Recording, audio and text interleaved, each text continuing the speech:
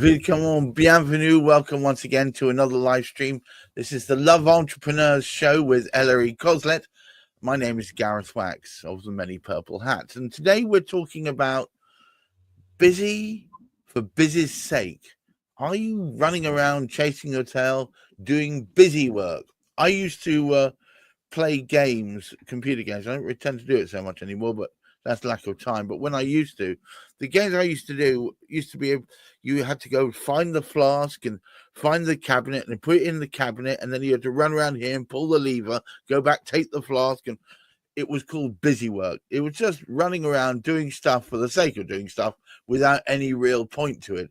Is that what you're up to? Are you just busy pushing the levers, pushing the buttons, putting stuff out on social media? Do you have a goal? I think that's into all this effort. That's the point. So, Eleri, are we just being busy for busy's sake?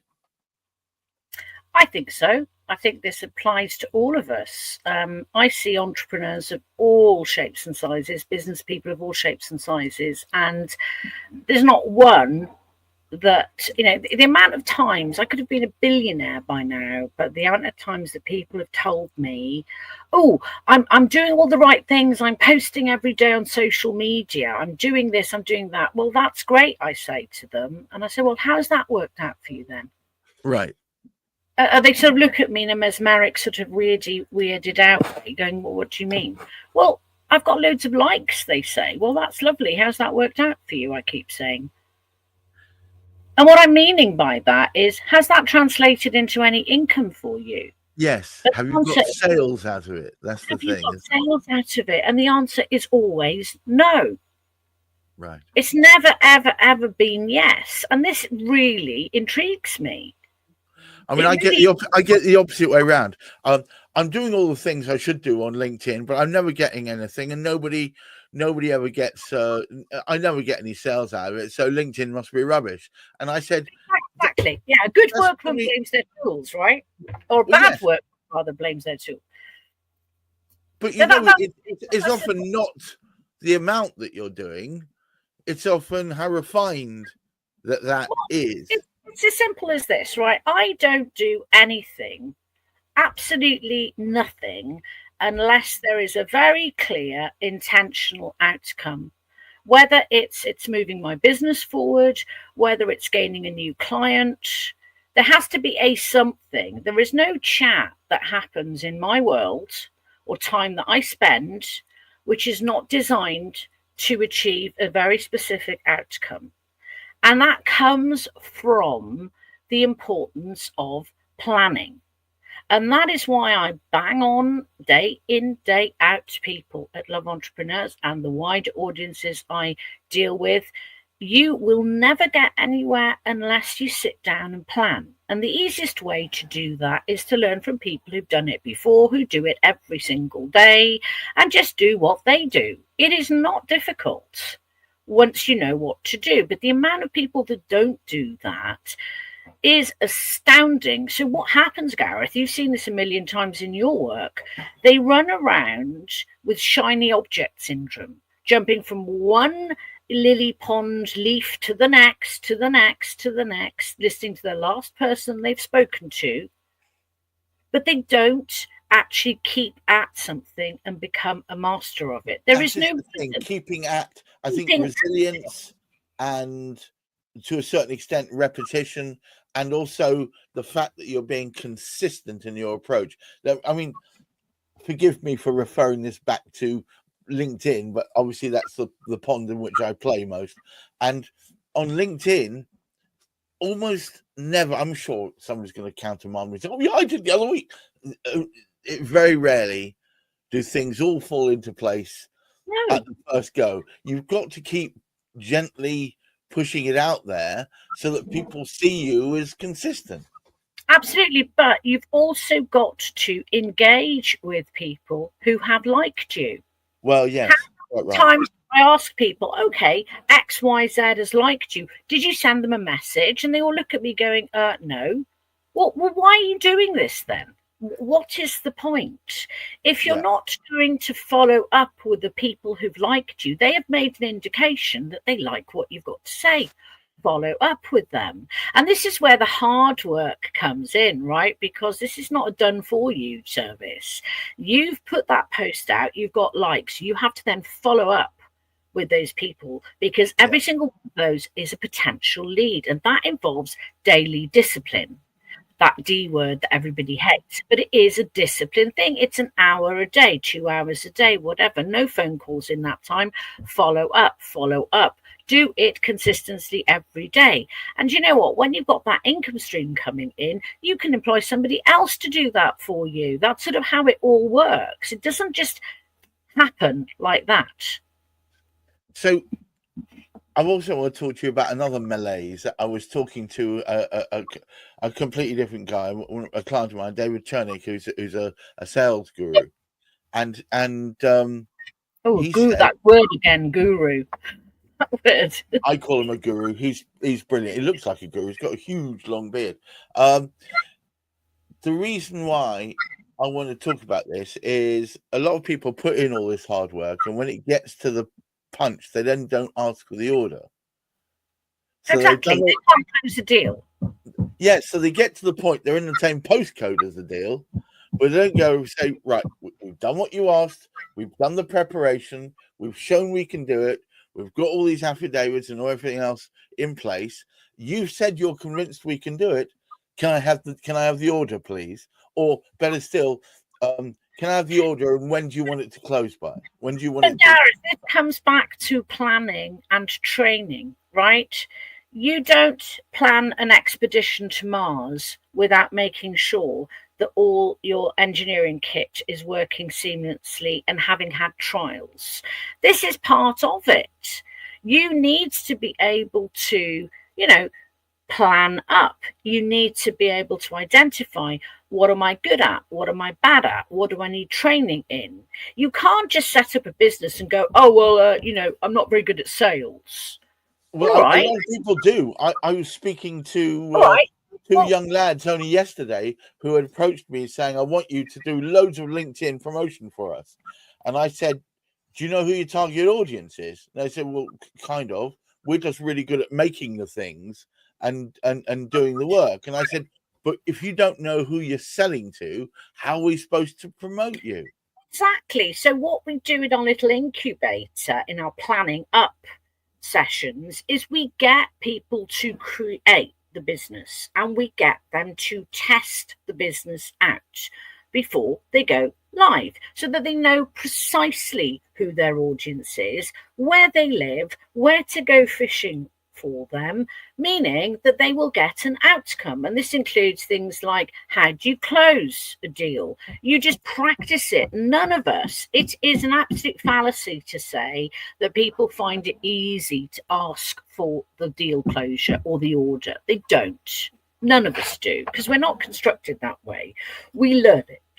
We practice it. It does become easier. But you have to. It's repetition. It's repetition, and it's putting yourself at the beginning through that uncomfortable position. And it might be, people say they can't sell. You don't have to sell in the conventional way. Some people are good at words. Some people are good at speaking. Some people are good at phone. Whatever. You find your path, but you've got to. There is no point just selling.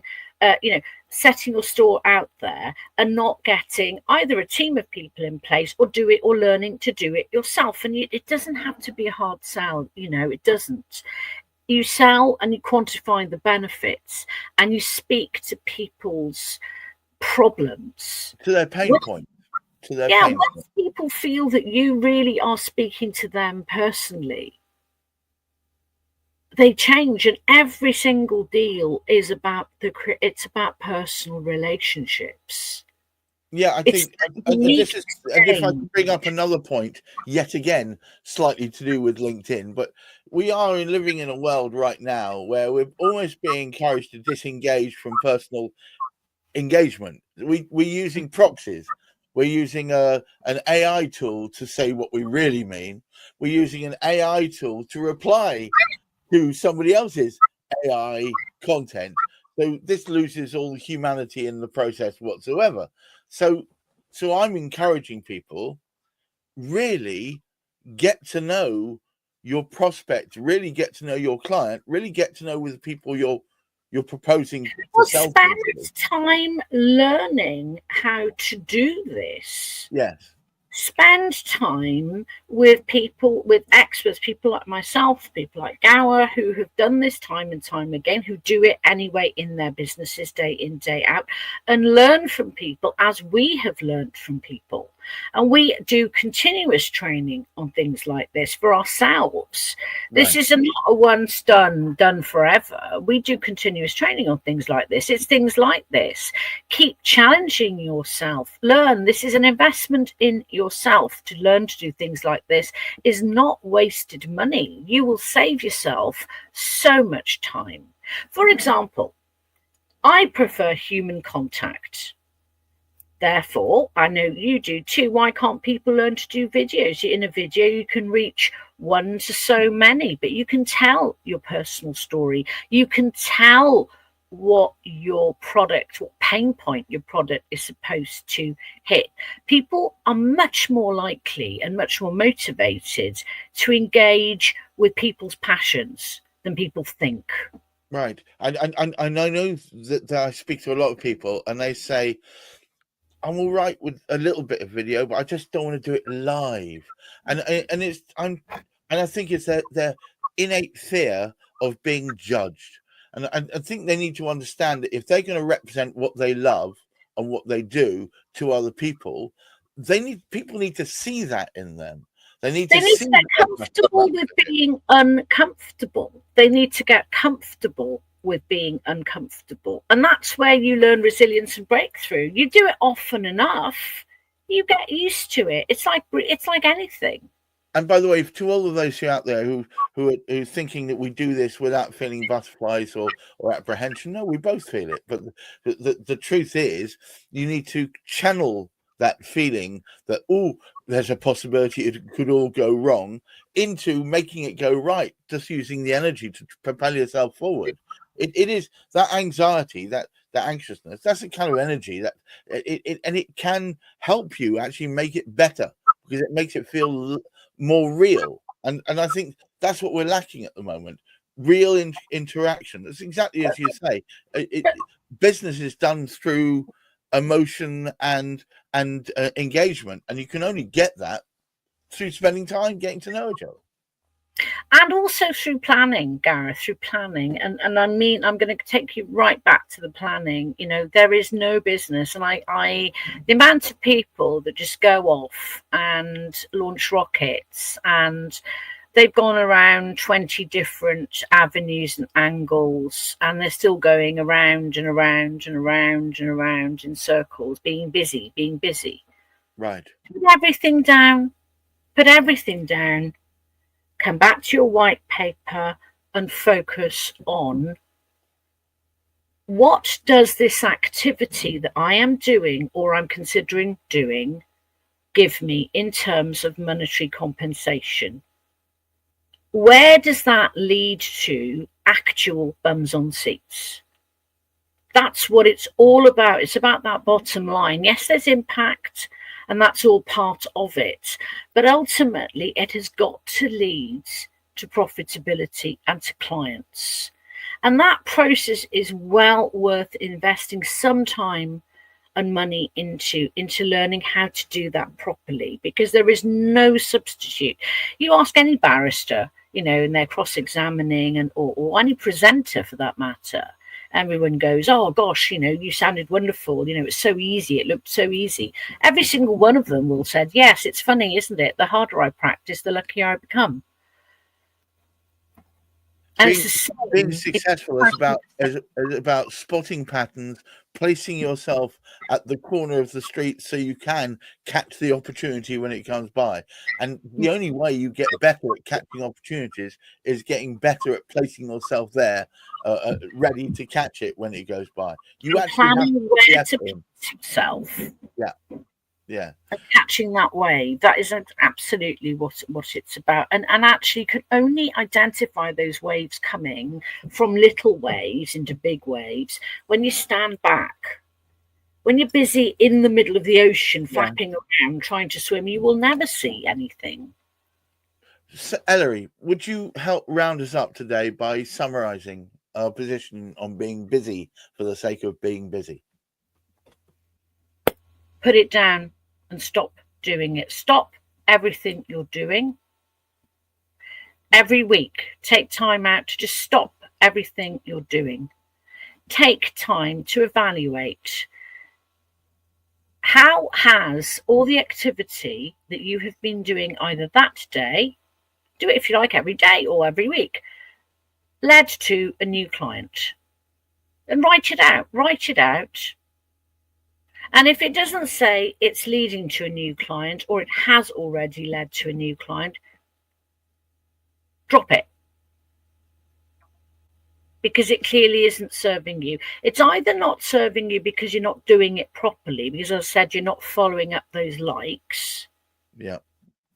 Or it's just not working for you because it's the approach that you're taking. It's going to be one or the other. So get advice and help on the tweaks that are needed, because another perspective, and that's what we do at Love Entrepreneurs, right? Another perspective of looking at what you're doing might give you the answer to how to get it right. And it could be life-changing. But there is no substitute for the planning in a business. Big businesses, small businesses alike, successful ones plan every single day.